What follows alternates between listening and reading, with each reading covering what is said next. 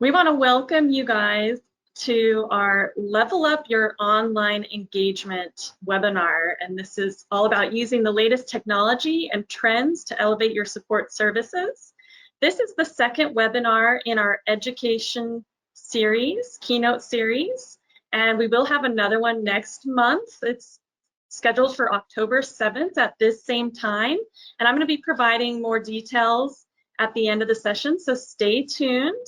But we're really excited for this webinar, and I'm going to go ahead and introduce our keynote for today, Maci Powell. And Maci Powell is the president and CEO of Maci Powell and Associates. She's been at the forefront of many pioneering advancements in education and the workplace for more than 25 years. And that includes her work with Drexel University Online in creating virtually inspired, which is showcasing innovations in online learning. And she's won awards, been inducted into the US Distance Learning Association Hall of Fame. And she's also the author of R.E.M.O.T.E, Leveraging the Distance and Achieving Excellence When Working Remotely, which is a book about working from home anywhere with strategic and practical methods to be highly productive while maintaining a healthy work-life balance. We're really excited to have you here, Maci, and we're excited to hear about this topic. So I'm going to go ahead and turn it over to you. Thank you, thank you, thank you. I appreciate it so much. And thank you for sponsoring this activity. I'm so glad to be with all of you today. I cannot tell you how excited I am. This is just one of my favorite topics, and working with people from your divisions at the university level, and it's very exciting to me. I am going to share my screen, and we'll get started. It's not letting me. There it goes. All right, I bet you're wondering why I'm showing you a baby owl. Let me give you just a little bit of background, and I think this will set our stage for today. I live about 100 miles southeast of Dallas, out in the country on our little 20-acre farm, and we have a lot of wildlife. One day, my two oldest grandkids were out at the farm. It was spring break. They were out here just playing outside when my granddaughter found a baby owl that had fallen from the nest. So she ran to get her daddy. Daddy came out, and her brother came out, and they found another baby owl. And so they didn't know what to do.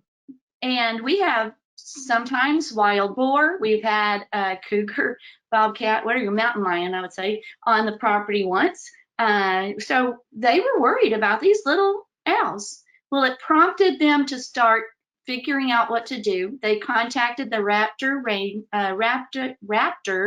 Rescue Center. Say that 5 times real fast. And they discovered they needed to build a nesting up in the tree, a nesting box, and put the baby owls up there. These were baby great horned owls. The mother that was kind of watching this whole episode with what they were doing probably had a 5 foot wingspan, I would say, and she probably on the ground stood at least 2.5 feet tall. So they built this box nesting. They put it up there. There's the little babies. They were so worried about these babies that after they went home from spring break, they were just stressed. So being the Nana and Papa that my husband and I are, we volunteered to go out to the farm because at that time it was just a vacation spot for us. And we went out and we set up a webcam. Now what's really cool is that Mama Owl fed the babies, took care of the babies, and they grew eventually to a nice size great horned owl. And eventually they left the nest. Now I share that story with you because here were 2 kids who were on spring break and didn't want to really be learning. They were off from school and did not have any desire to learn anything. And yet, because this happened, they were engaged.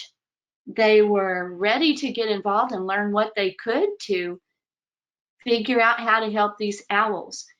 And really, it got me to thinking about what all of you do at your institutions. What all of us do is to see the success of our online students. It is our desire and goal we're going to do a poll in just a second, so I want you to get ready. It's our goal and desire to support students in a way that will help them achieve excellence and soar like a great horned owl. And so what I want to talk to you about today is some of the ways that we can do, things we can do to engage our online learners, to be of that great support, even though we might not be the one that's solely providing for them. And sometimes we might feel like we're looking on, but what we do to support excellence is so imperative. And one of the things that I love is that those of you on this call, on this webinar, that's what's important to you. That's what it's all about. And many of you are doing an incredibly exciting and wonderful job at seeing that they succeed, the learners succeed. So quickly with a poll, Janelle, would you run a poll? What experience level do you have in your field? I want to know, I'm trying to figure out where you are on the spectrum of I've been here doing this forever, or this is really new to me, and everything in between. I see the results coming in. Very interesting watching it as it changes. It's in progress, so we'll call it in just a second. We might be there. Okay, looking at the results, you're going to share the results. There we go. Yep.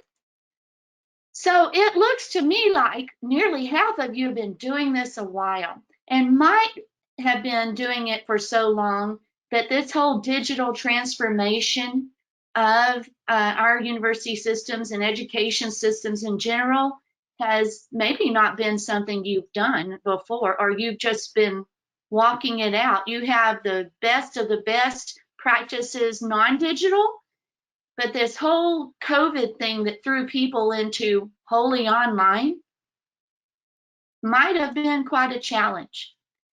So I want to share my screen again. Let's see. Can you see my screen, Janelle? Yes, we can see it. Yep. All right, I'm going back to the next one.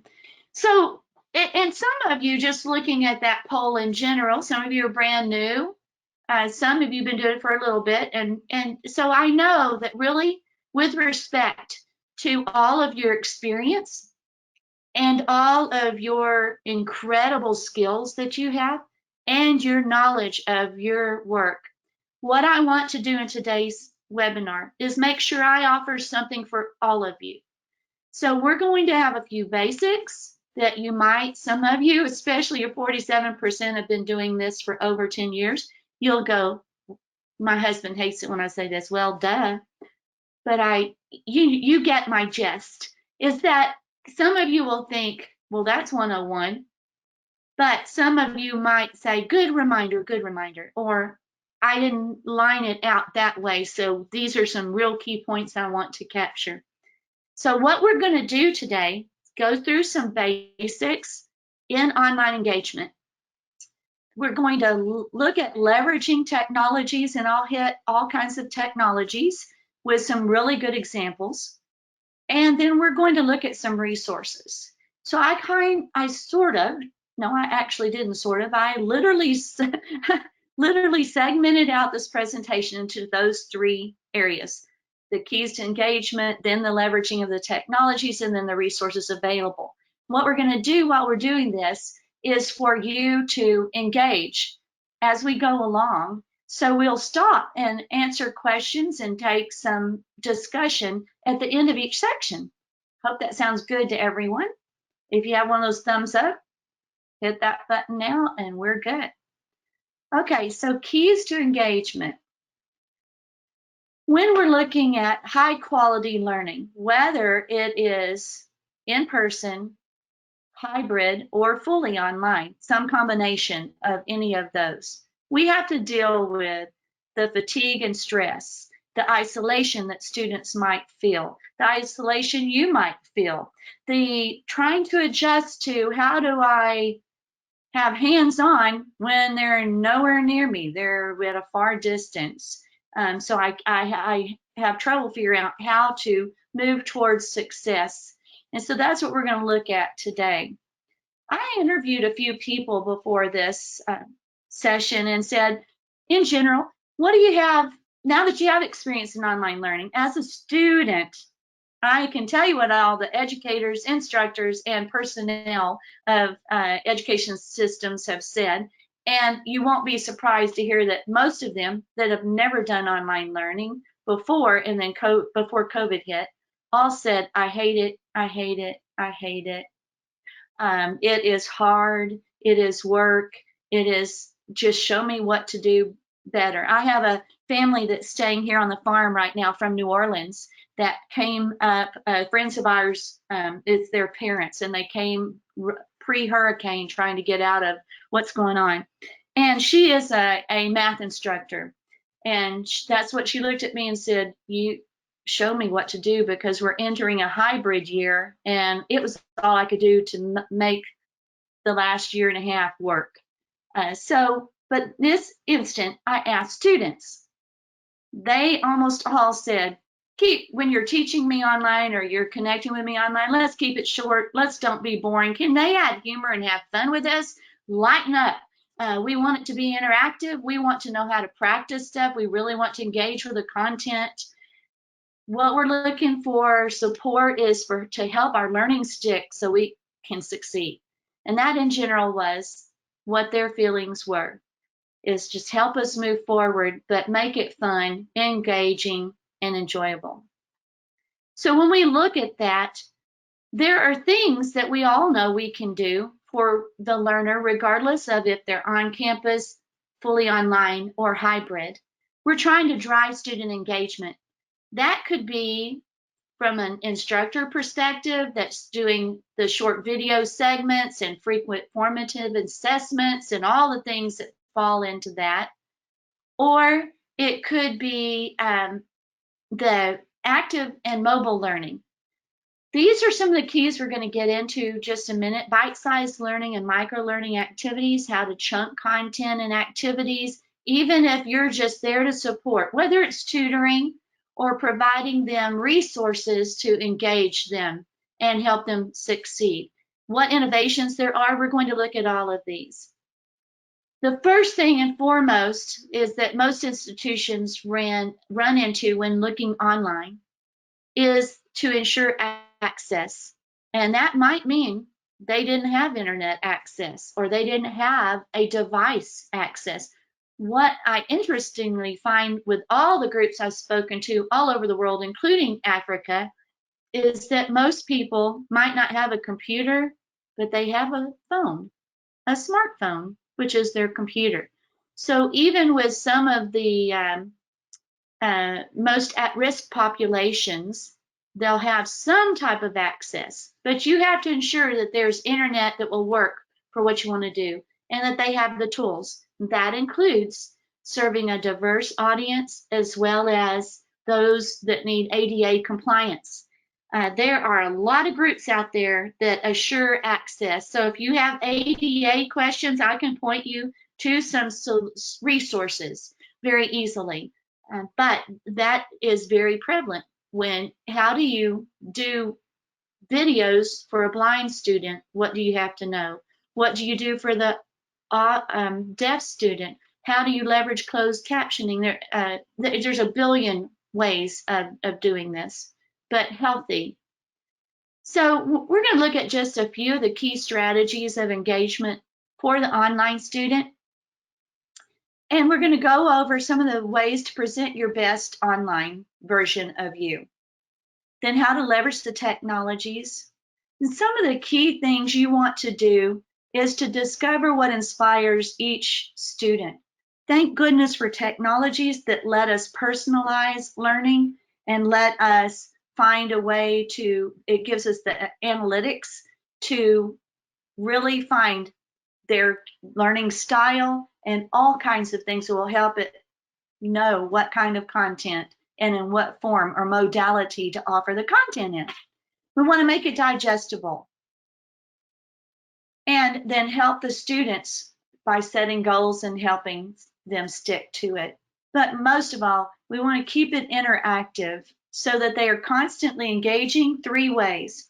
One, with you as support person, with the content, and with their, so one-to-one with each other, the community. We have to be patient with our students and realize that a lot of the students that were adjusting to online learning were doing so new with you. Some have been doing this. When you have all your people that are the YouTube generation, well, that would be even an old word for it, wouldn't it? The TikTok, Instagram, all that generation. That I asked a little boy just the other day, he was probably 4, and I said, what are you going to be when you grow up? And he said, oh, I'm going to be a YouTuber. And if you ask most of the people coming towards our education institutions, that generation, the younger generation, they all want to have an online personality and a following. So they might have it. In that case, leverage them to help you if you're not used to this technology. But the whole idea is that we want to leverage the distance. You want the distance to disappear. You want to make it feel like they are in the same room with you, that they're on campus. And there's a bunch of different ways to do that, to offer virtual tours, to have activities like Zoom meetings where everyone comes in. You can even do coffee hour where they might be at home and they're drinking their own coffee they made themselves, but they are engaged in a community. Some might be on campus, others are at a distance. The key is to keep engagement minded. So if you did a hybrid activity, for example, don't ignore the people that are in Zoom. Don't say, I'm glad you're getting this stream, and look at the camera every once in a while and maybe say a word or two to them. Did you really engage them? I don't feel that engaged if someone forgets I'm in the room.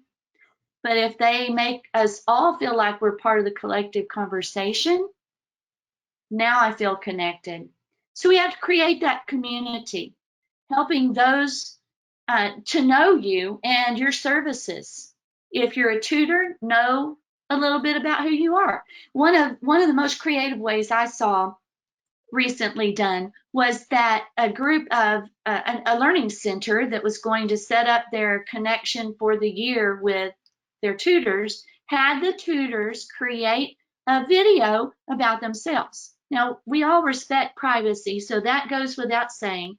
So share what you feel comfortable sharing about yourself, professionally and personally, that'll help people feel connected to you. And then letting the student pair up with those they think they would have the best experience with. The same goes for your student. Let the students create a video to share about themselves so that the tutors can get to know their students. That, if you do at the onset, like this group did, really set up success because they were already connected. They felt like they knew each other and had a base of where to start. Then you have to keep it going. So then you can leverage, through doing that, the right one-to-ones or one-to-group fit. You are finding, maybe it's group tutoring that they would do, and they put the like-minded and the like learning style group or whatever it might be into that one group with the correct tutor that best fit their needs, or the best technologies that best fit their needs. So that's very important to be able to leverage, and you have to start with really knowing your audience and them feeling connected to you. So recognize also that there are differences and a lot of diversity. There's different life experiences. There's different attainment levels. There are different cultures, and figure out how to leverage that. Nothing can be more beautiful than learning and celebrating with another group from somewhere else. For example, I was in one group where we celebrated Chinese New Year because we didn't really keep up with that in the United States, but our fellow students that were at a distance in some of the Asian countries and parts of the world were very big and keen on Chinese New Year. We did the connection and engagement by starting off the group with sharing some of our cultural foods. We exchanged recipes. We tried to figure out how to make something from the other team members' culture. And that brought so much enjoyment. You pulled in all the senses: sight, tasting, feeling, hearing, seeing.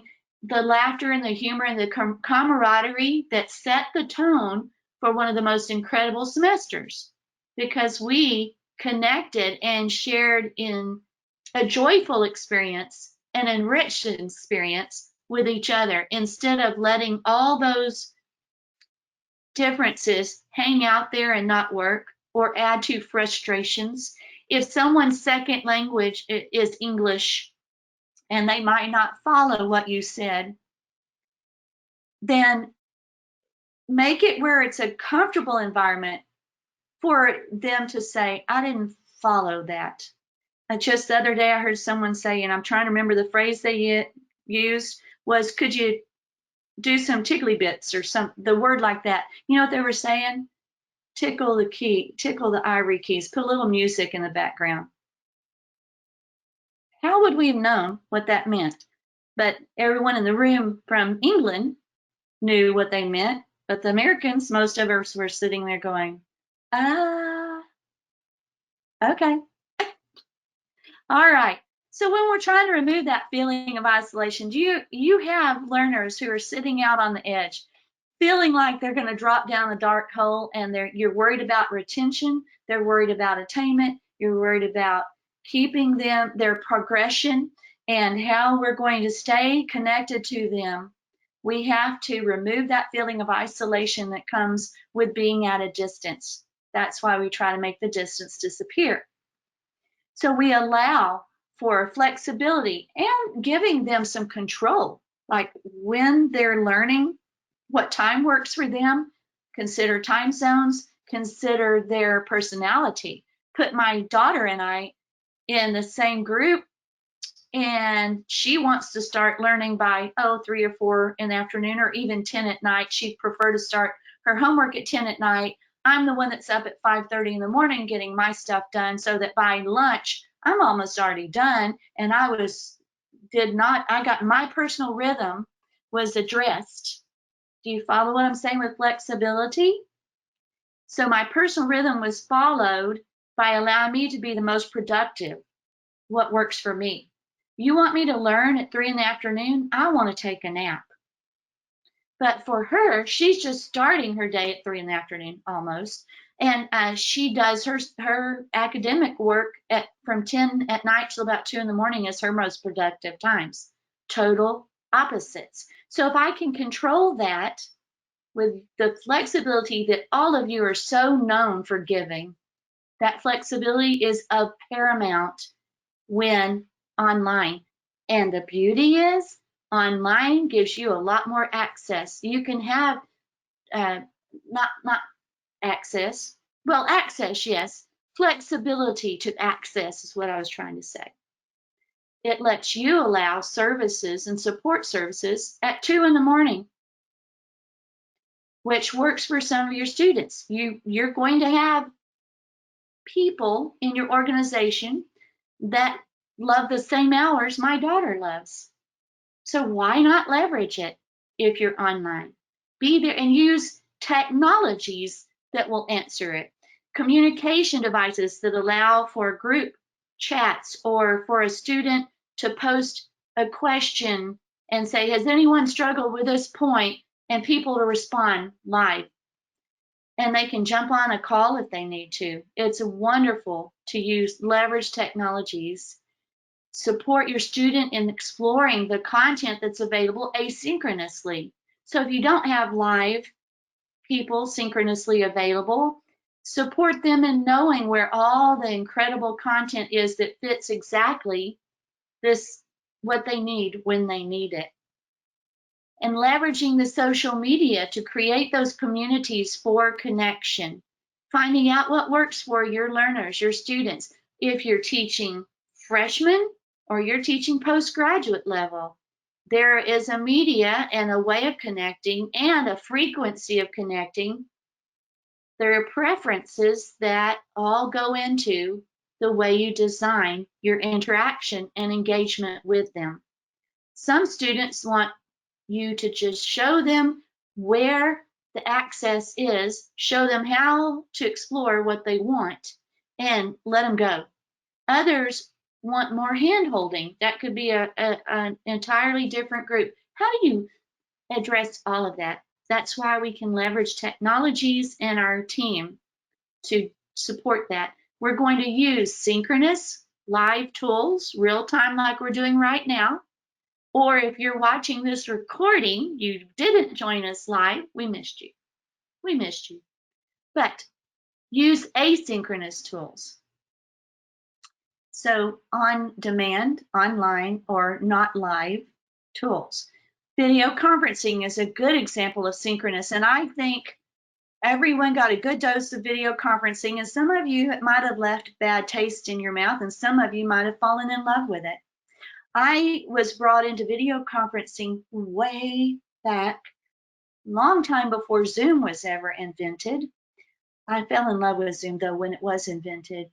But there are things I love about now. Every kind of technology, from the original days of VTEL, who ruled in education way back when, that was in the last century.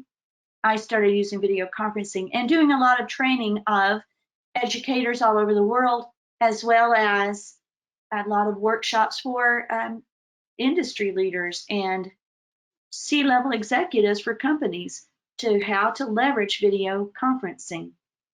Video on demand, and how you can, here's where micro-chunking, micro-learning and chunking your content comes in handy with little 10-minute spurts of learning on demand and video on demand, and what you can do with that. How do you use that? And then how do you leverage other apps and other technologies?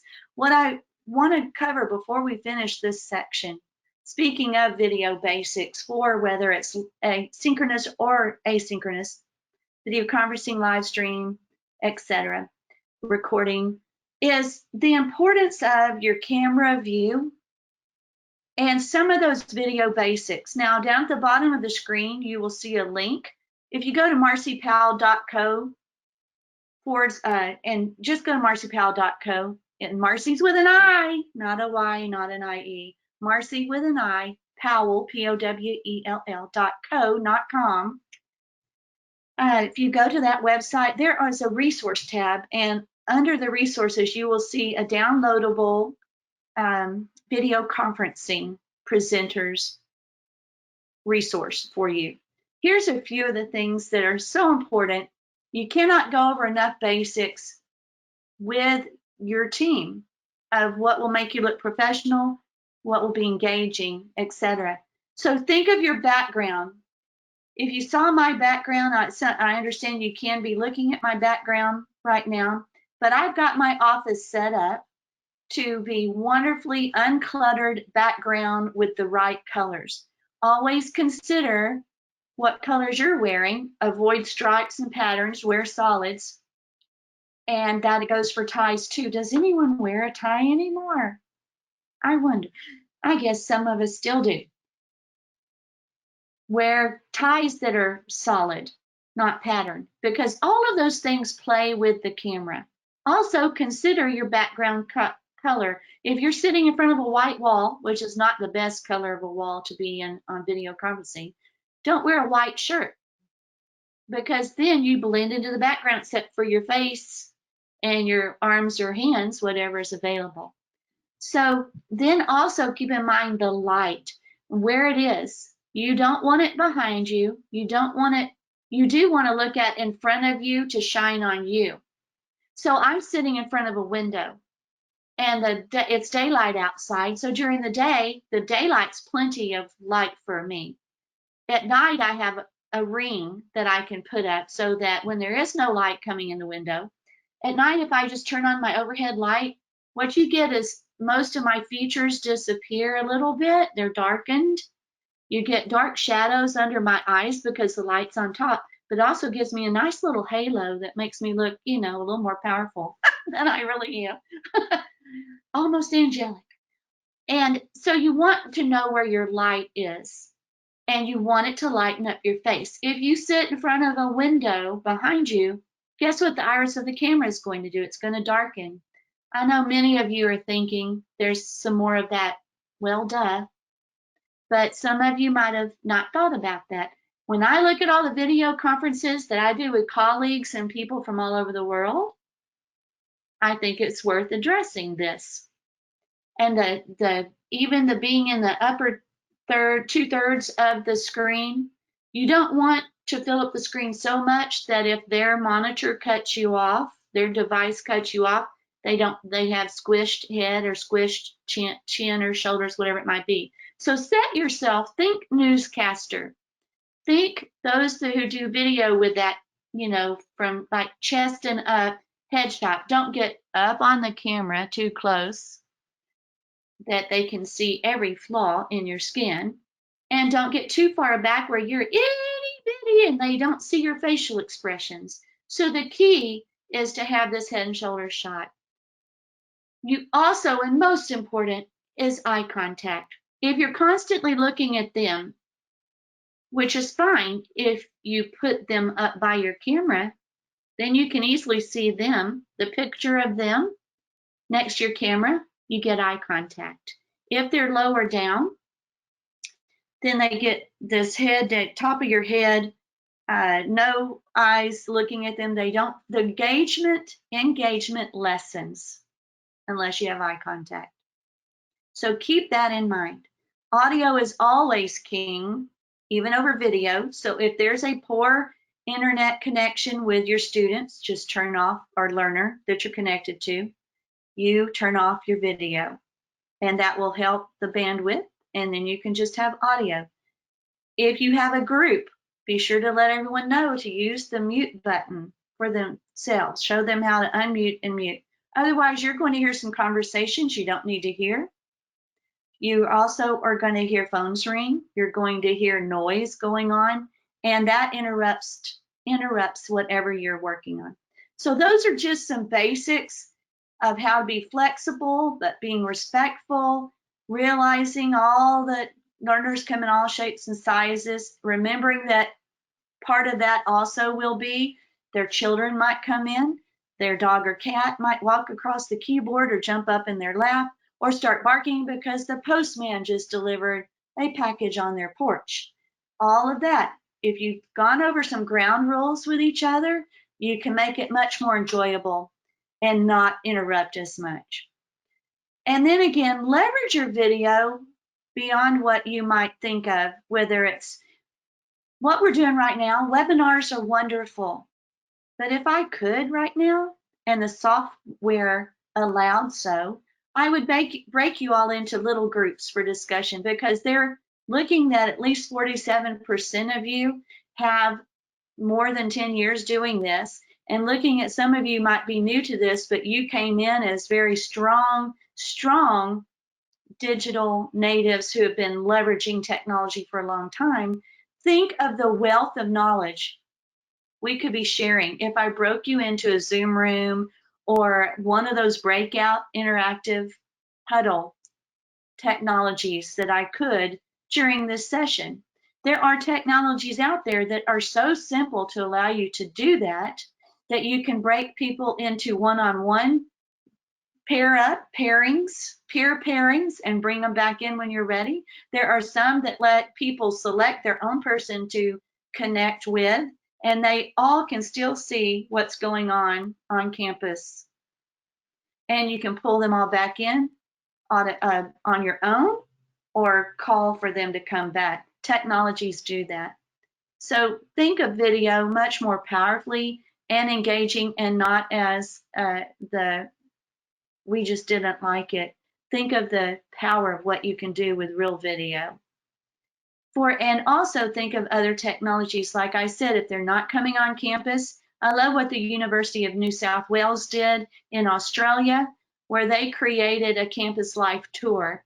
I have seen a lot of different kinds of tours, a lot of different ways people use technology to engage the remote student to make them feel like they are on campus. And so think of that, leveraging the distance, making the distance disappear, even with introducing people to your services, introducing them to your content. And we're going to talk a little bit about that in just a minute. I have a quick question, and what I want you to do, so that's enough of some of the basics. We're about to leverage technologies and go into this. My question to you, use your, I think it's the chat key, but doesn't work. Janelle, can you explain to them how to log their answer, please? Yeah, unfortunately, the chat doesn't work with this system, so we're using the questions box. Perfect. So you'll type, it looks like either a question mark or a little head that says questions under it, and you'll type in the answer to the question that Marcy is posing to you on the screen. Perfect. So the question is, what go-to apps do you find most highly valuable? So all of you have some tools and resources you love to use. So as we're going into this technology session, what are some of the, share with each other, what I hope is that we have some apps that maybe you newly discovered them, maybe they're a die-hard tradition that you could not live without. Share whatever those might be, those apps, in the question mark button. And Janelle, if you could share if anyone's typing anything. Yep, I will share as they come in. Looks like Benjamin is Zoom. Zoom, yes, that was Benjamin. Yes, I love Zoom. Zoom is awesome. And Zoom interacts with what you do at Engineerica, correct, Janelle? Yes, we have built-in integration with Zoom through our academia system, AccuCampus system, so that you can have virtual sessions and still track them in academia. That Looks is like awesome. Kelsey uses Calendly. We also use Calendly for our support tickets with our technology group. That's a good app, a good way to use it. Yeah. Anybody else have one they want to share? Thank you, Kelsey. Thank you, Benjamin. Yep, look for the questions box to type in your answer, and we'll read it out. There you go. I'm going to take a drink of water. Give you another second. All right. Latanya says Office 365 is her fave. Yep. I love Office 365 and the capabilities you have in there too. Microsoft Teams, I was waiting for someone to say that one. Yep, Caitlin uses Microsoft. There you go. We'll see Marie, also Office 365. Yeah. What did you say? Oh, more 365. Yeah, there's another one. Thank you, Marie. Thank you, Caitlin. Thank you, Latanya. I love that. Office 365 and Teams, the Microsoft suite has so many tools, and they integrate all well. So many ways they work together. Microsoft Teams does take more, I find. It takes a little more orientation for whoever's going to be using it to know. I'm a chairman of the board for a national group organization, and we switched to Microsoft Teams from Zoom, and it took more work for us to do it. But once you start learning how, there's a lot of power in it. Yeah. And it makes it much, yeah. Thank you all. Thank you for that. Just a couple more. Yeah, just a couple more. We had Tabitha said WebEx. Yep, definitely another one. And Benjamin uses screen sharing and live annotation functions with that. Yes. Yeah. And then Latanya asks if we've heard of Remind. It is a great app as well. It is a good app. Remind is a really great app to use for reminders. And that goes back, Latanya, to how important it is to find apps that work for you as communication tools. Communication is a key to success. And staying, if you want engagement, you have to constantly be communicating and engaged. When you use things like Teams has calendar in it, and you can click on it and just go into your calendar, and there's your meeting with whoever you have, or your tutoring session. I mean, that's a great tool. But you also want to send out reminders and make sure people do not miss things that are available. And when you're doing events, and so all these things, you leverage all these different tools to really engage people. All kinds of apps they are highly valuable in reminding your student or learner of what's coming up, or making them feel connected. The key is connection. And that's what we love about these apps, is that you can do all of that, connect, and stay all engaged, whatever of those that you use. I love those. Those are really one of our favorites at Engineerica is the G Suite, Google Docs, Google Sheets. We get on there all the time, and then we also use Slack for communicating with each other. Slack, yes, Slack is good. That's another real good one. What you do is you find the tool that works best for you. And one of the keys to your online engagement when it comes to productivity is that you need to find which system's going to work best for you, and make sure people know when to use it. So, for example, if I was working on, say I'm a tutor, I'm going to use that as an example. I'm a tutor or a mentor to one person. They need to know how to reach me. Now, I have my schedule, and I have other people I'm supporting. So they need to know when to email me, use Outlook to email me. They need to know when I'd be available for a video conference. So they might need my calendar, or they might know if they need something immediate, they can use Slack and I'll see it pop up. But they need to know which tools to use when. Those are part of the groundwork you lay down when you're engaging your online student and building those relationships. Very good. Thank you. Okay, so let's get into the next section here, leveraging educational technologies.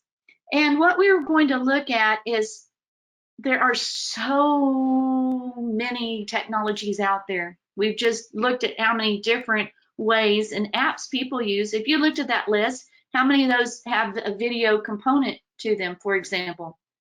All work wonderfully. What's your preference? So we're learning that there's so many technologies out there. And there are many what we call future technologies that are being leveraged and are changing every day. And we're going to look at those. We're also going to look at some of the creative ways people have leveraged technologies to create their own resources. So let's look at some of those. When we're looking at comprehensively at all of these technologies, our goal is to create authentic and active learning or support experiences for the online student. Now, here's some pictures just throwing it. We'll look at a few of these, from simulations to artificial intelligence to gamification to augmented and virtual reality. There are so many technologies out there. There's a comprehensive suite of technologies we can leverage. So we'll look at some of those that are available. And think about the next generation learner and worker. Now, I stop here just a minute to bring this up. Learners come in all shapes and sizes, and in the recent years, we have seen such a massive increase in non-traditional students. And those are people that hold down full-time jobs, many of them, and are come back to finish a degree, get a new certification, postgraduate level, whatever it might be. Maybe they need reskilling and upskilling. We as educators have been faced with all sorts of needs in this next generation of learners and workers. We also have, when we look at some of those, that means that flexibility and accommodating where they are and what they're used to, we need to adapt to it so that we can likewise support them in such a greater way than traditionally has been allowed and we've been enabled to. So with that said, we have one tool that a group of, actually it was a couple of students at a university that were med students, and they, Shiv Gaglani and I can't remember his partner's name. Shiv and I talk all the time, every so often, and well, not all the time, regularly enough if I'm not a med student. Shiv and I talk, and he and his friend were med students who realized the information was coming at them so fast, there was no way they were ever going to keep up and make the learning stick, and they needed help. Well, interestingly, one of them had a computer science undergraduate degree, and the other one had a medical degree, not a medical, hold on. One was computer science, and I can't remember what the other one was. It went out of my head, doesn't matter. I'll make the story shorter. They put their heads together and said, what if we had a Netflix-like tool, app, that could align with a course and automatically provide the support that's needed? So they created Osmosis. Asher, would you play the video for us? Ever wish you could learn by osmosis? Now you can. Our team of students, professors, clinicians, and neuroscientists have created a revolutionary learning platform called Osmosis. Osmosis analyzes your class schedule, notes, and lecture slides, and recommends a personalized set of memory anchors, questions, flashcards, and other resources that will help you learn faster and remember more, so that you can succeed in class, ace your exams, and ultimately help your patients. For example, say you have a lecture on beta blockers today. Osmosis will recommend a mnemonic about the mechanism of action, a video of a patient who has arrhythmias, and high-yield flashcards for your class and board exams. The next day, Osmosis will send a question about the topic directly to your phone. It's like knowledge is actually diffusing into your brain. Used by tens of thousands of students, Osmosis is hands down the most advanced and effective learning platform available. In the words of one clinician, Osmosis will forever change how we teach and learn medicine. Sign up for a free account at osmosis.org. And remember, don't study it, osmose it. There you go. Thank you, Asher. I appreciate that. So Osmosis is an incredible tool to support learning. Let me share my screen again. There we go. I love Osmosis, and it's from what I've heard from people I've talked to that have used the tool, they found it invaluable. And think about how much we can support people, especially when we're understaffed or under budgeted. We have a way for them to get what they need. Let me go back here. Now, let's look at something else. There's the tool. Okay. Some of the other things we've seen come up have been another app, like university professors created an app called Quitch, and they used gamification to create theirs. They were teaching accounting. This particular instructor was teaching accounting, and she saw that students constantly had their heads down on their devices and they weren't getting certain things, and she wanted to step up her game. So she went to her teaching and learning center to get help, and they created a game called Quitch.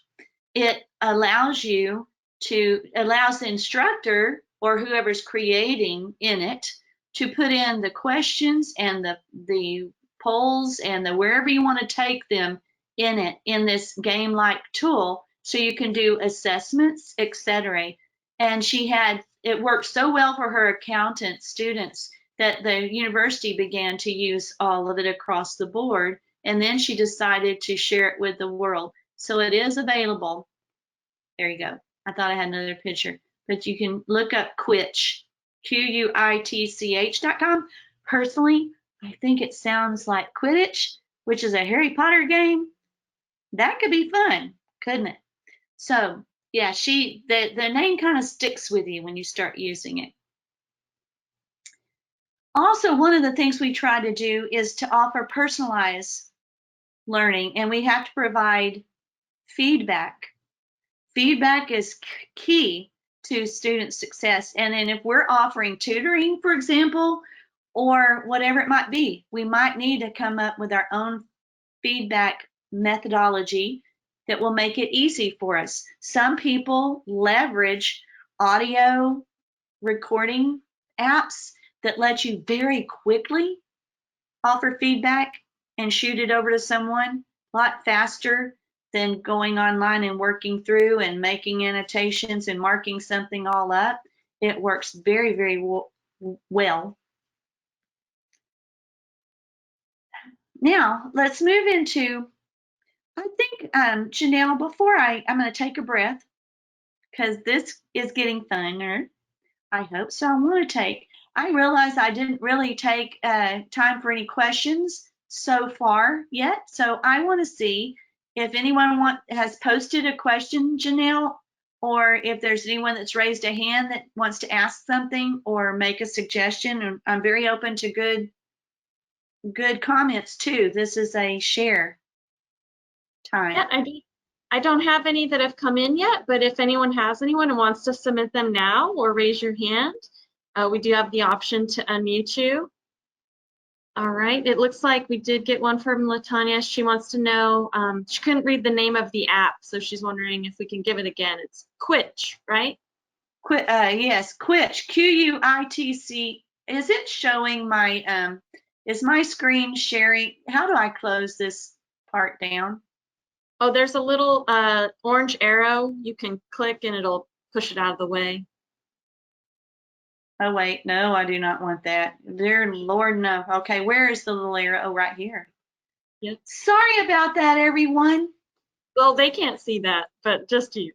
I thought that's why she couldn't see the name Quitch, because it was sticking in front of it. Okay. No problem. Quitch. Q-U-I-T-C-H. There we go. The next one was Feedback Fruits. That's from the Delft University of Technology in the Netherlands. Feedback, one word, fruits, the other. Any other questions? I don't see any, and it doesn't look like anyone's raising their hand. So I think All we're right. good. Good. Thank you, Latanya, for asking. I like to be engaged myself, so I like that you're interacting. You know what I was going to do when we were talking about leveraging the latest technologies, I thought I would hold up, if you can see me too, I'm holding up one of the latest technologies. Can you see this? Yeah. For those that can't, this is like one of the original first cell phone. Isn't that crazy? That's how fast, well, that's not very fast, but that's technology, I'm joking, at its best. That's an old diehard. We've gone a long way from that to a computer in our hands. And I told someone just the other day that was talking about backing up their technology, and I said, and the hurricane people that are here, he owns a business, and he was talking about, he left, this will drive you crazy, y'all. This is a side note. He had his computer in his office in his business he left, and he left the backup drive in the same building. We're talking about flooding here. I was like, ah. And I told him, I said, you can get a 4 terabyte pen drive that can hang on your keychain, and you could have stuck that in your computer and backed everything up on your little pen drive you carried with you. And it wouldn't be where you're building that might be destroyed by a hurricane. I told him nicely. I was nice, y'all. I was trying to be helpful, not rude. So let's get on to some of the other tools. One of my favorites is gamification and simulations. And we're going to start off with one. I'm going to set the stage before Asher plays this video.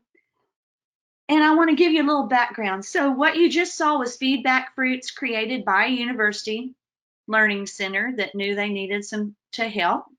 You saw one professor who was the driving force with her teaching and learning center behind an app that helps others. This one that we're about to see was 2 departments that worked together in tandem to create some gamification tools. And this one is called Variant Limits. It is for calculus. One of the things they wanted to do was leverage games to help the learner go deeper and practice So turning theory into practice and driving a deeper dive in learning. And so the computer science department teamed up with the art department and created this game. Asher, would you play the video?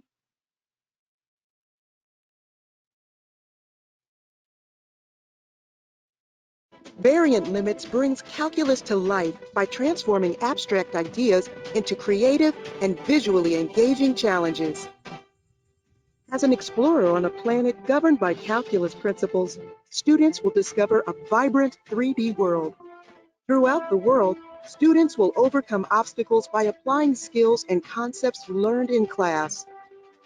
Students will gain a new perspective on difficult topics such as limit laws, continuity, and the intermediate value theorem, and use their experiences within the game to construct and retain calculus knowledge. Variant Limits promotes conceptual understanding through direct interaction and immediate feedback in the game environment. By providing students an opportunity to take a more active role in the learning process, Variant engages and motivates students like no other learning tool.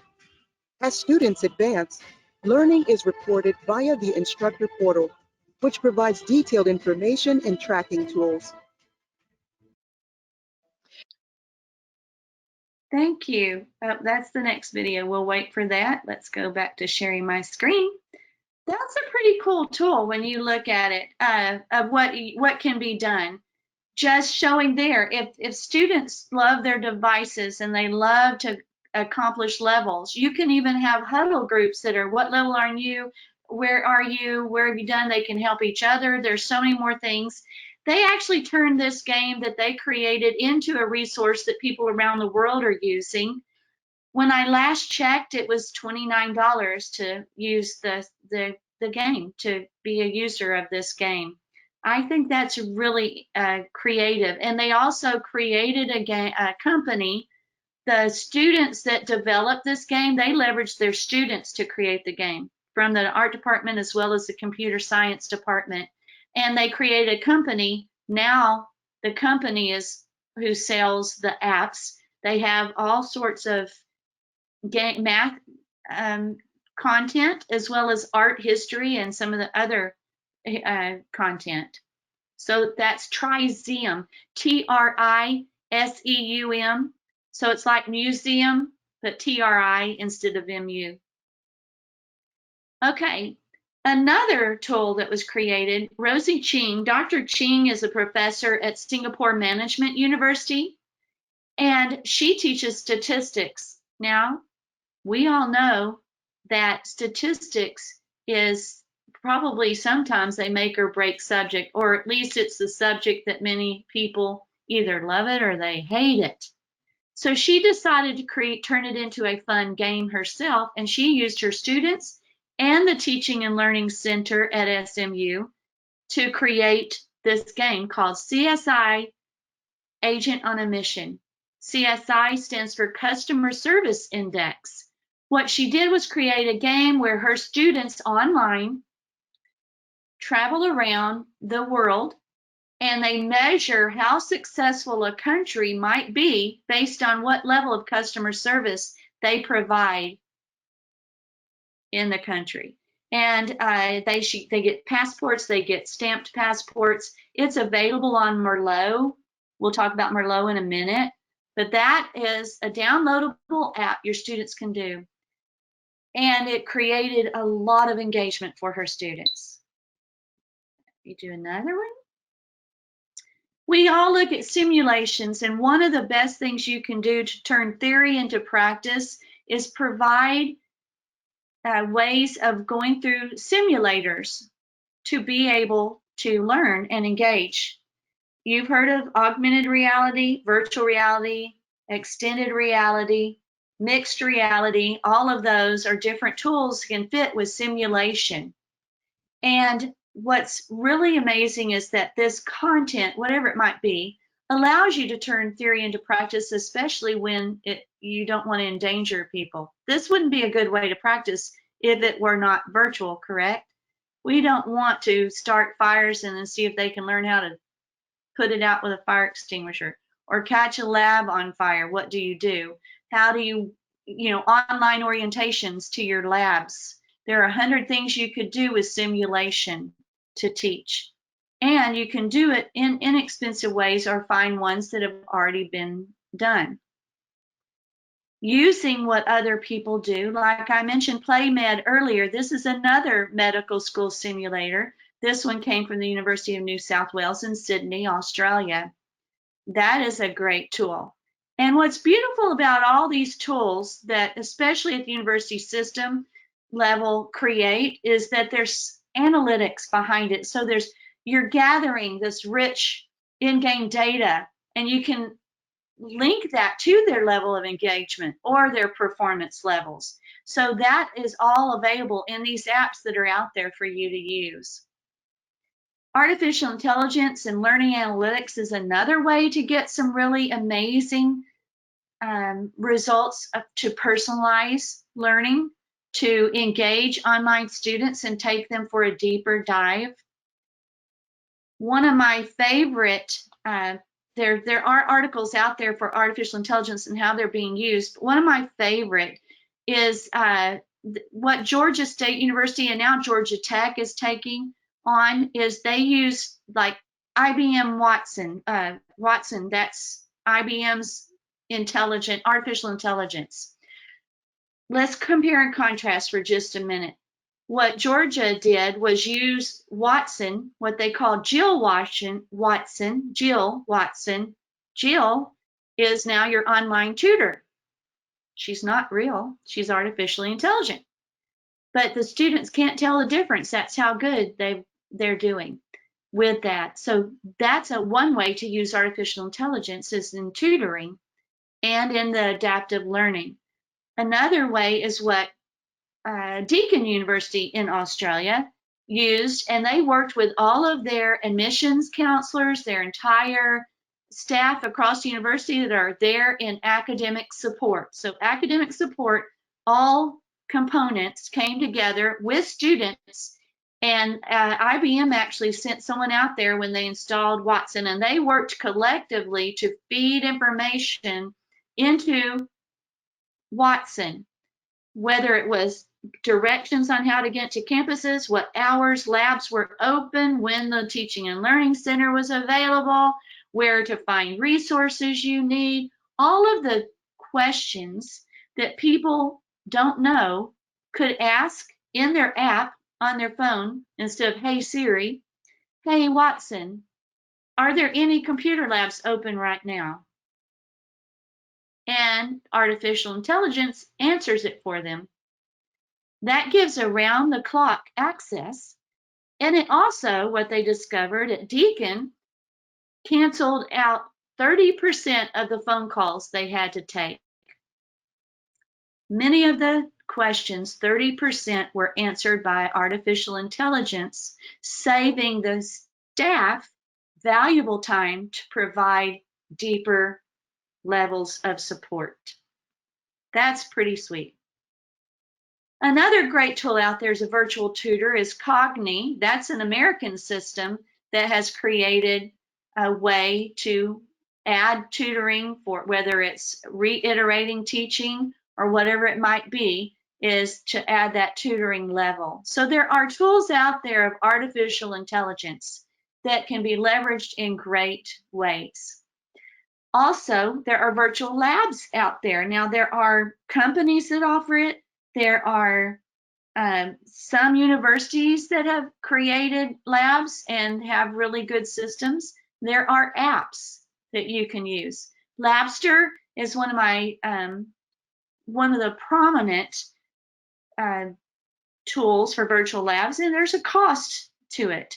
But they've put in multi-million dollars of tools students can virtually experiment on that universities might not be able to afford beyond what are some of the things they do. Labster has partnered with Google and done some incredible things with them as well. But this is a really good tool to use. And this is where they've won money and a lot of angel investors and even significant awards like University of Pennsylvania's Innovation Awards that help them develop it farther. And it did start, if I recall correctly, at a university level in Europe and then grew. So it's a Danish team. They now have offices in Boston if they're still over there. I haven't asked them in the last year. So you can see that several years ago, they got a $10 million addition to grow. This picture here is not a very clear one, but you get the point. Oregon State University created some basic to mid-level virtual lab resources, and they are free. They are open educational resources that you can use to recreate online for your students who need lab time. Now let's look at all the different forms of virtual reality, whatever we may call it, knowing that some of them, like augmented reality, are ones where your head stays in the real environment, but you can see things layered on top of the environment you're in. That is one of the ways that most students, you're not going to run into problems, a little ADA, but you're not going to have anyone that makes them seasick or anything. A lot of virtual reality is people put on headsets and they're closed off from what's going on around the world. It messes with their heads and it makes some people sick. So you have to understand that all of that's there. There is all sorts of different virtual reality, extended reality, mixed reality, whatever it might be, that will work for you to let you have deeper dives into experience, whether it's turning theory into practice, whether you're taking people on a campus tour. I've seen some companies and universities that have created incredible campus tours that make the student who might not have ever stepped foot on campus feel like they belong there, that that's home. I've seen them do it with immersive orientations to all your support services, all of your resources like the library, etc., and supplemental materials. So we've seen virtual campuses change where you can be in a room and then on your device, whether you see in the bottom right-hand corner, students that are remote can see through their device what's going on in the classroom as well, that's projected. That's with headsets. We've seen virtual campuses in lecture halls where students are seeing the technology on an empty stage suddenly is full of what they're learning. There's different examples of that. And that also takes place in a merged campus. So your online students might not be sitting there physically. You can see through the audience over here that there are what looks like the students sitting there. Those are online students. They're not physically in the room. And if you paid attention to virtual reality, it's been quite a few years. This was Case Western Reserve University that worked with Cleveland Clinic and created through the first Microsoft HoloLens initial device, where you could see all dimensions of the human anatomy as if you were right there with them. It's interactive. Students said to see the heart pumping actually, even though they had been physically in a lab of a cadaver and held a heart in their hand, it did not impact them as much as a virtual reality heart working and seeing how it contracted and expanded and what it did and the process of the blood flow. They learned more from the immersive online experience than they did from physically being in the lab. And there are resources galore out there for this. I know some of you have said, yeah, like we can afford virtual reality. Or what about headsets for all the remote student? We're going to get to that in just a second. There are 100 things you might be saying of, I don't have, my team doesn't have the knowledge, the skill set, and we definitely don't have the budget. Just know that there are so many millions of virtual reality and augmented reality resources out there, many of which are free. Right here, I'm just showing you 360 3D technologies that are YouTubes. That's one resource that's limitless. If you want to show what a volcano looks like erupting, you can go out and put on your glasses and see this in 3D and feel like you're standing in the volcano experiencing what it might be. So there are free resources out there that work. There are apps, many of which are free. Here's one that does the body in virtual reality, and that is an app you can use. Here's another that you can see. This is Oral Roberts University, that their Global Learning Center has created a lot of their own uses of virtual reality and augmented reality, even for the student that's sitting at home.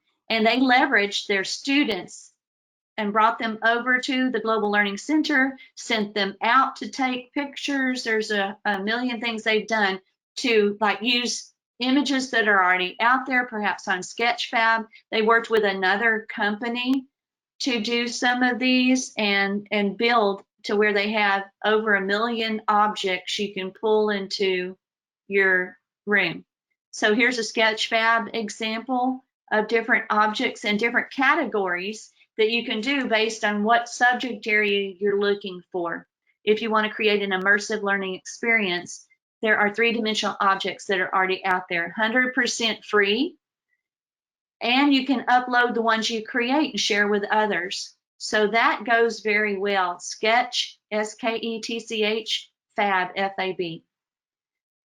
One of the ones we did at Drexel University when I was working with them was create what we called VR-to-Facts. So it's artifacts in virtual reality. And we have over 500,000 objects in the database that any instructor or tutor can pull in and create their resource and actually save it and label it as they want. There's real easy videos that show you how to do it. And then if they want to use it with the next student that they tutor, they've got it already saved. They've already gone through, pulled out what they wanted, found out what was effective, and they've got that saved when they log in. So these are incredible tools that are out there.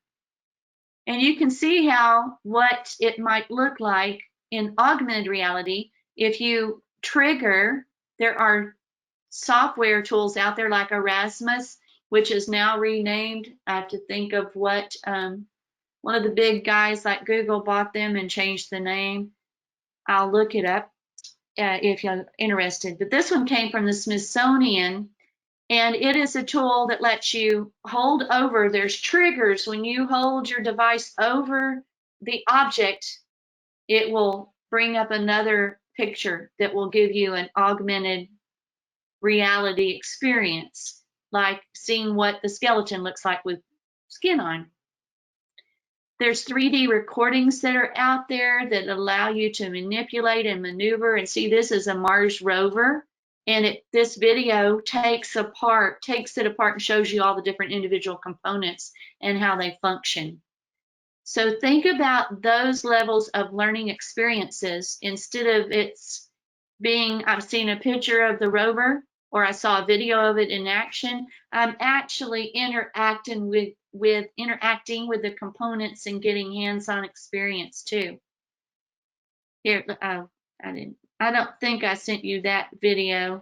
Are y'all seeing that move? Or nicknamed Percy, which is a car-sized. I'll take that off. There's 3D interactive objects. I'm going to move that one. Here's one that came out of Russia, and it's a university system, and they've now created a company that focuses on physics. And this has a little miniature tutor. You see the little professor tutor in the picture, and it does augmented reality and takes people deeper with their tool in virtual reality. Now, I said just a minute ago, I'm going to, let me see if I can, I'm going to stop showing screen for just a minute, and then I'll show screen again. There are all kinds of devices you've seen, all types of headsets that you've seen, and those can be very expensive, very expensive. They're getting less and less expensive and more affordable all the time and smaller. These could be VR headsets, and I could actually see the augmented whatever I'm trying to see on my lens, on the glass on my lens if I want to. You have to think of the online student. I can't afford to send out glasses or headsets to every online student. So the way that you can respond to that would be like if you see the little device on the picture right here. These are snap-on headsets. Let's see what it looks like here. I take my device and I snap it on, and then I can put it up to my head. Let me take my glasses off. Might need to keep them on. This way, and it will turn any 3D object that I'm working on. I can see it. I have seen universities that have gotten these type, and I can easily fold it up. They have gotten these, throw it in my little pouch. Says I don't want it to get all scratched. I'll throw it in my pouch, and I carry it with me wherever I might be. Those, I've seen universities get those as low as $3 a pair. Put it in a technology fee. Here's one that Drexel University found for less than $1. We got our logo put on it, and it just comes out. Well, let me do that slower. It slides in there. You pull it out. You open it up. Clip it on your device. And that's an instant VR headset that you can afford to share. Now I'm going to share my screen if I can do. There, is my screen back up, Janelle? Yes, it is. Good job then. Let me go to it.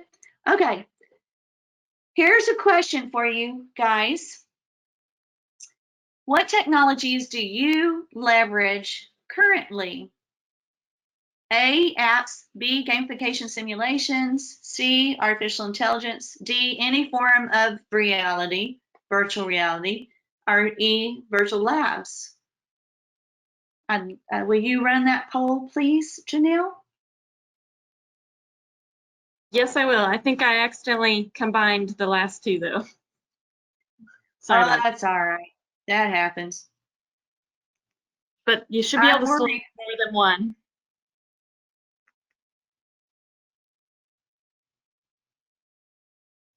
Of course, everybody does apps. The question is if they're using any of the other ones.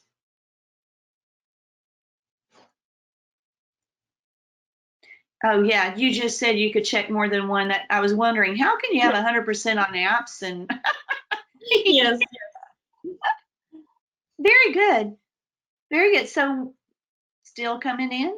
We will give it a few more seconds. 60% have voted. Come on, anybody, everybody. Vote, vote, vote. All right, we're going to stop it there. Here's what we got. 92, and you're going to share that, Janelle? There you go. Should be on the screen. 92% use apps. I would imagine it's closer to 100%. Games and simulations, 25%. Nobody's using artificial intelligence. That's because it's so new and so expensive. Any form of augmented virtual reality, etc., or doing virtual labs, 33%. Very good. So with that, let me see where I am. Before we go into resources, I think we should take a few questions.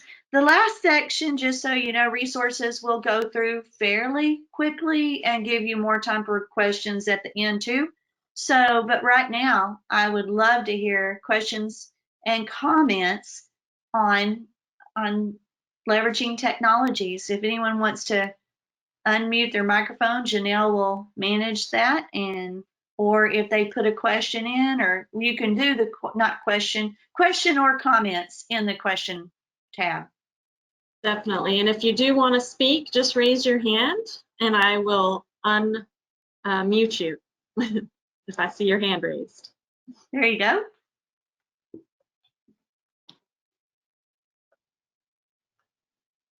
Don't make me start calling on you. Let's see if I can see attendees. Yes. All right. can. We do have a question, and the question is, are you aware of any grants for applying new technologies? Oh, what a good question, and I have not looked lately is the answer to that. I recently saw one Eon Reality was doing for virtual reality. They were doing it mainly in Europe because I was presenting. I'm an Eden Fellow, which is the European Distance and E-Learning Network organization, and I'm one of their fellows. And so Eon Reality was wanting to reach the European market with their virtual reality grant, and they were offering huge money towards upwards of $1 million towards of grant money towards virtual reality. But you had to meet criteria, and in essence, it's one of those grants where if you work to develop with someone, then you get the use of their technologies and resources. They get the use of your resources, and it's a win-win for everyone. So those are the types of grants throughout my career I've always tried to leverage specifically because, and even create some. Sometimes there are no grants for that, but you find business partners and make a deal with them. Because when you look at it can be even something simple. For example, I was at Warren University, actually I was at a K-12 institution when we did this in the 90s, way back when, but I think it's very pertinent now. When games were first coming out, the very first organizer, creator of the games, Quest, if you ever saw the online community that went with Quest, there was a company in the Dallas area that was creating the game.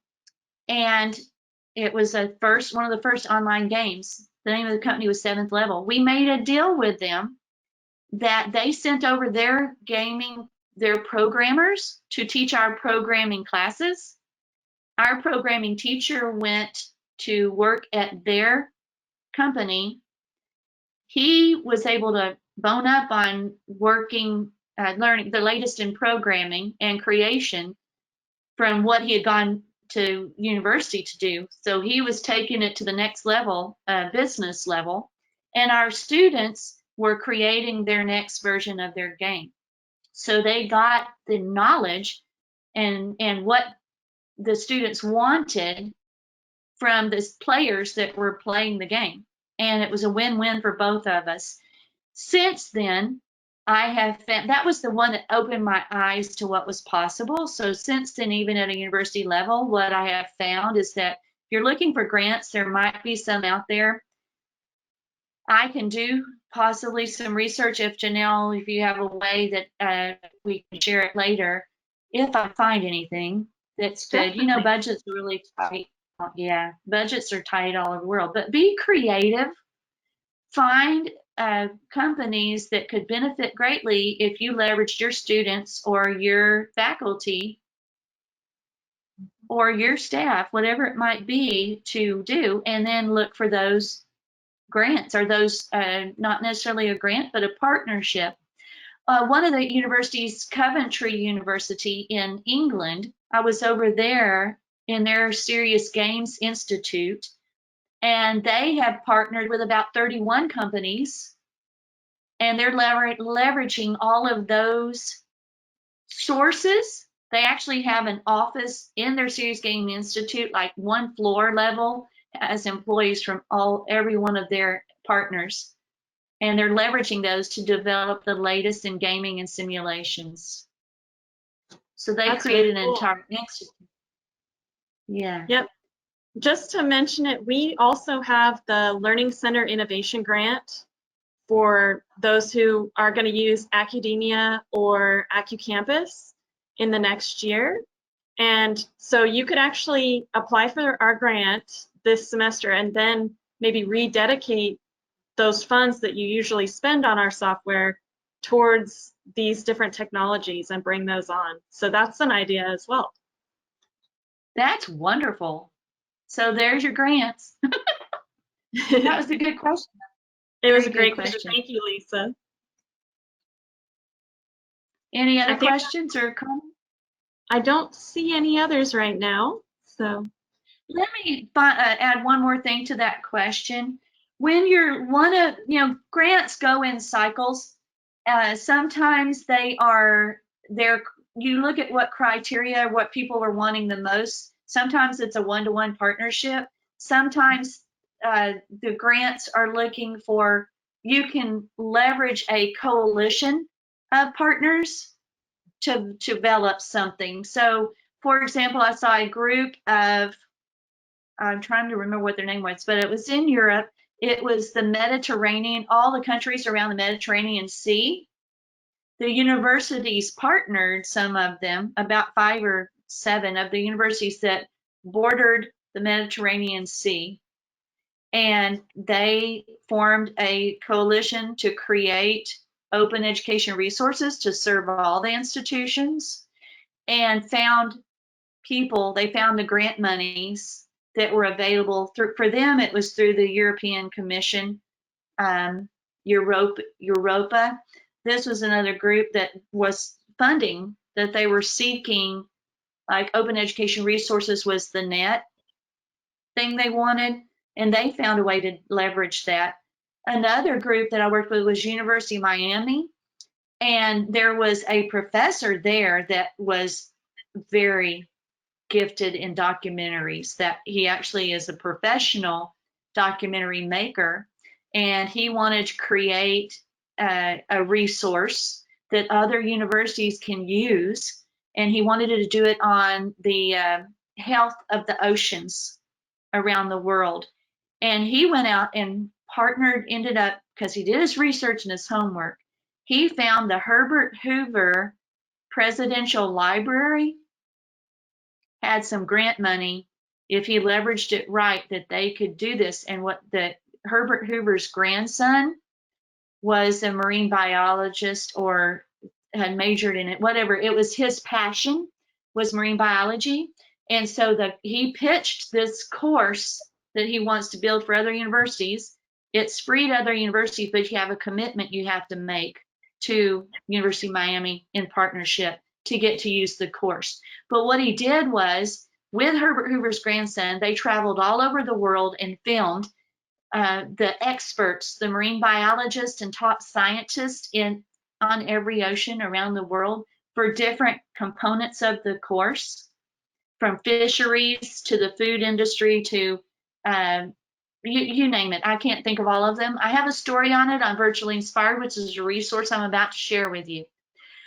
So there's a story of what they did. So think creatively when you are looking for monies to support faculty or students. Think creatively. You have a wealth of resources, and if you pair them up with the right group that's passionate too, you can't get any better than that. Okay, we're going to go into resources now.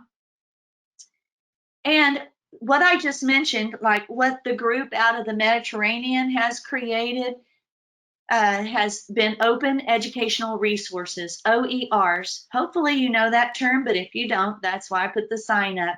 This has been a big movement for the last year, is that we're learning it's good to share. It's good to work together collectively for what we want to accomplish. And the partnerships that we're seeing from K through 20 levels of education and technical colleges and businesses are these open educational resources where many can benefit. For example, I was keynoting in Brazil, in Natal, Brazil, for a healthcare conference, innovations in the healthcare industry, and they wanted to understand the educational side of it. So I was keynoting for them. And what blew my mind was they had created this wealth of video recordings that they had done, teaching resources that they had shared with the entire country of Brazil through the federal university system. It's called Osmosis. It's done in Portuguese, but it was effectively serving not only Brazil, but I met a gentleman who was standing there going, wait, you created Osmosis? We use that all the time. And he was from Argentina. So we saw the expanse. And while I was there, we connected with Tanzania with a group. It was actually a gentleman who is with YWAM, and had been a missionary to Tanzania for 20 years from Brazil. He had come home at Christmas, found Osmosis, and knew this is what the natives of Tanzania needed, because people would die of appendicitis. They didn't recognize it, and they would die before they got help. And these videos showed you how to recognize it and how to get help. And that's just one example. So he begged the Brazilian Federal University, can we translate this into Swahili? You can reach over 40 African countries.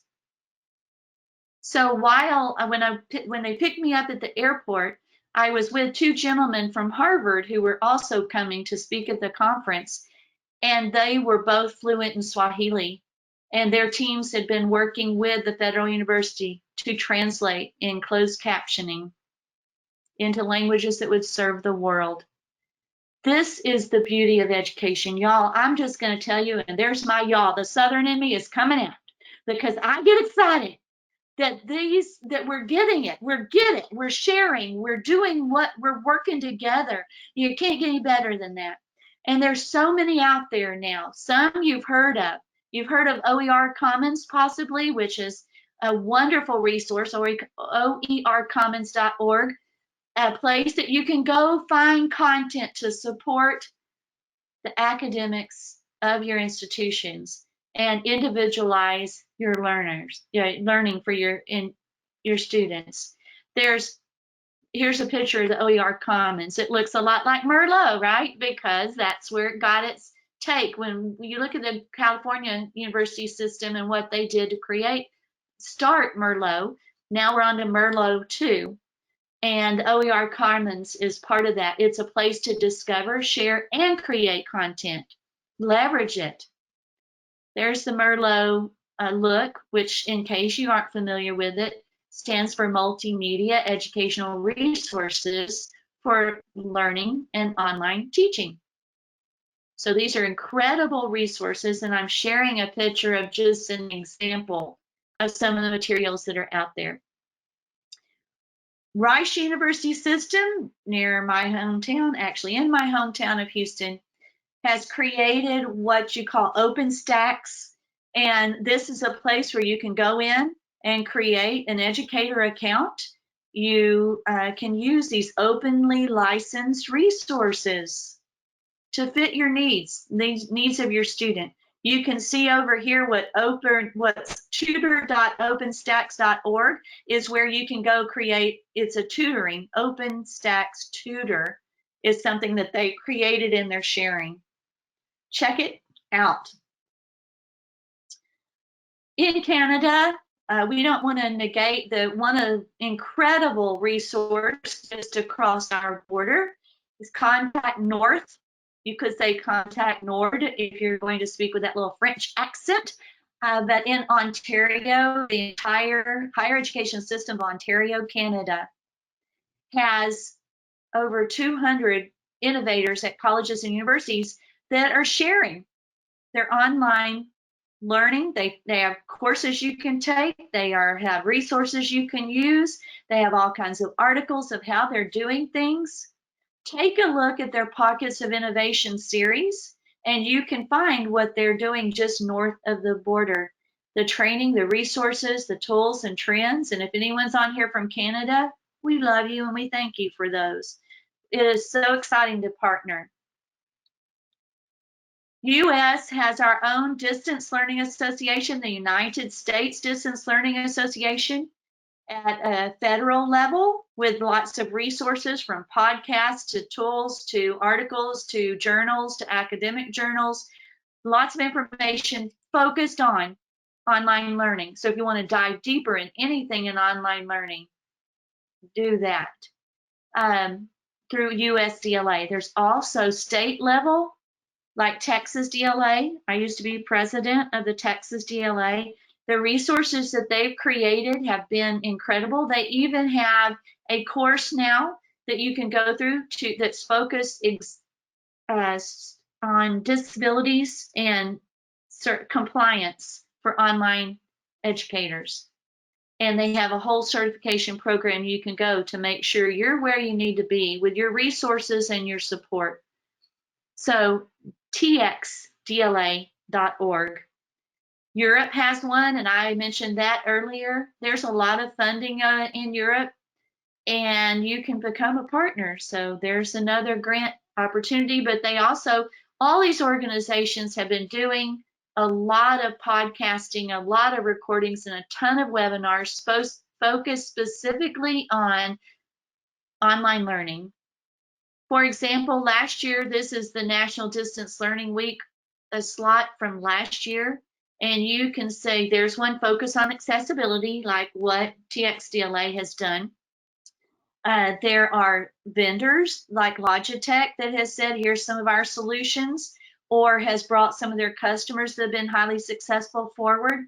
There are all kinds of different panels and approaches that are available. National Distance Learning Week is always the second week of November.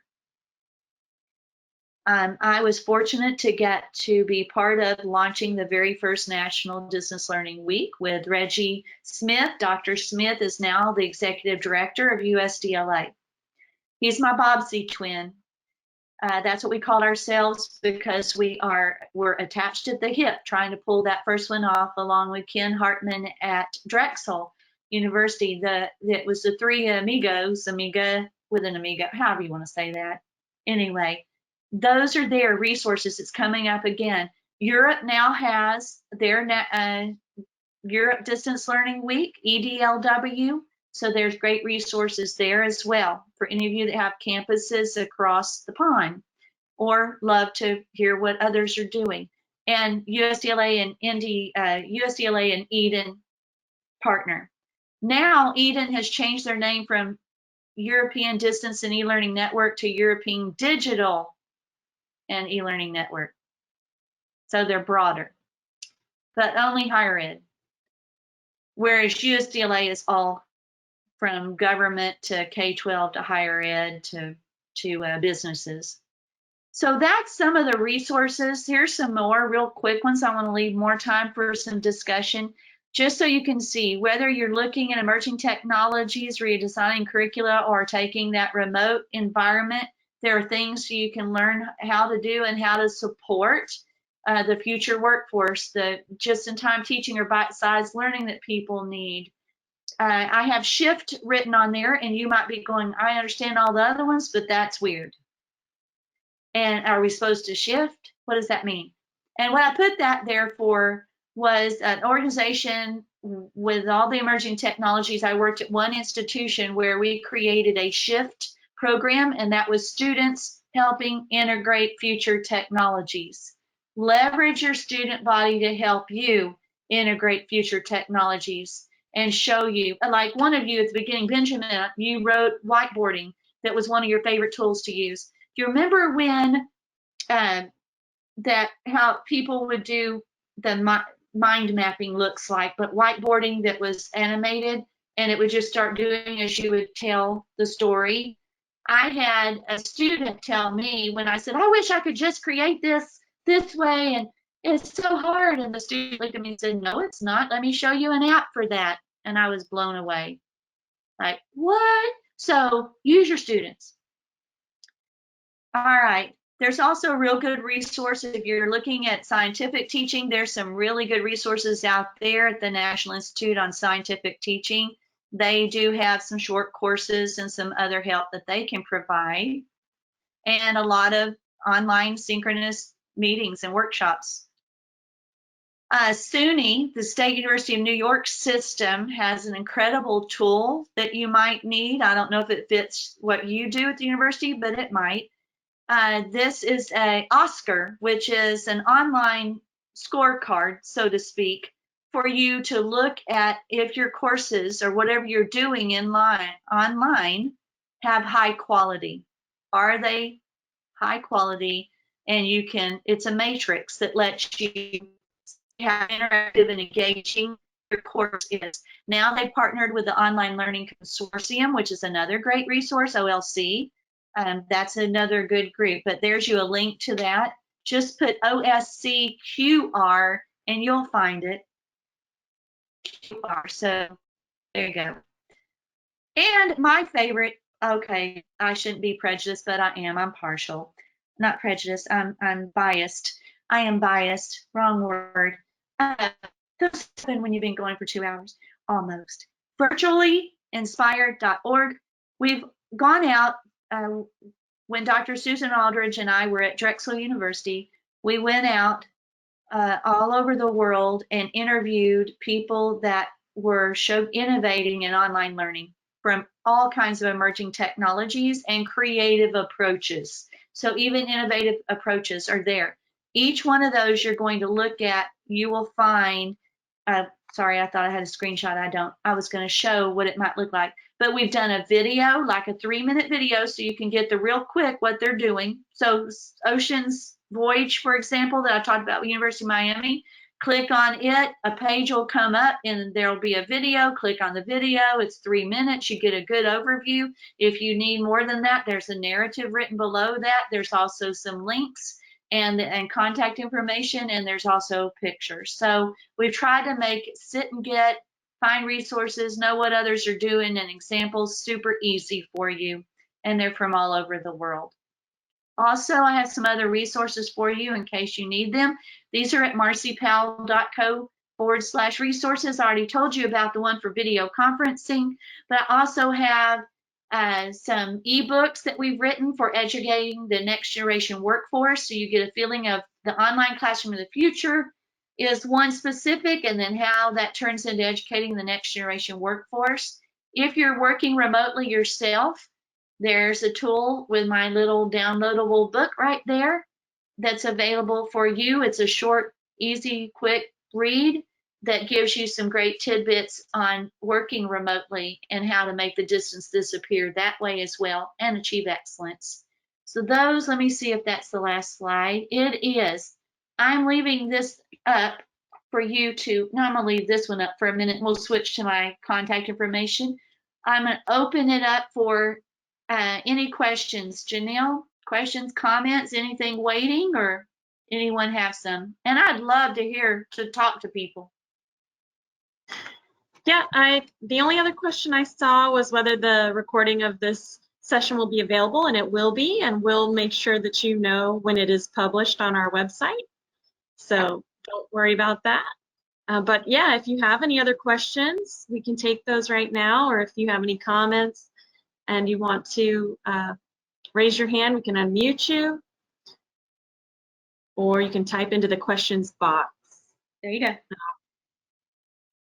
I will watch for those. It's been a long time, a long session, so you might be tired. Depends on what time zone you're in too. You might have gone to lunch. So it's a good thing it's recorded. Yes. And while we're waiting, I'm going to go ahead and just thank everyone. I want to thank Maci Powell. This was very educational. I learned so much from this session. And I also want to go ahead and tell you about a couple things that Engineerica is doing. So let me get there. Oh, wonderful. And hopefully you're seeing my screen now. I am. Awesome. So Engineerica is the sponsor for these events. It's our Engineerica Education Keynote Series, and there's Marcy. So thank you for joining us for this one. Our Learning Innovation Grant has been published on our website, and we're looking for applicants. So if you need more information, please visit engineerica.com/academia/learning center innovation grant. And of course, we develop Academia. We track everything so you can better track or take care of your students. And we also do Academia community sessions every Tuesday at 1 p.m. Eastern. And that's where you can come ask questions about Academia and learn how to use it better. And we do have our Student Success Heroes podcast out there. Some of you are familiar with that already. And we have an upcoming workshop. Our upcoming workshop is going to be October 7th at 2 p.m. Eastern, and our presenter is Daniel Sandford. So we're really excited. Anyway, thank you so much. And let me go ahead and stop that screen from, oh my goodness, how can I stop my screen? There we go. All right, thank you so much. We really enjoyed this. And we'll let you know when that next session registration's out and when this video is published. And Janelle, I would add that if they want me to come to their institution or do a webinar for their group, to feel free to reach out. Definitely.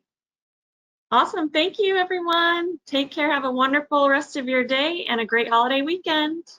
Thank you, everyone.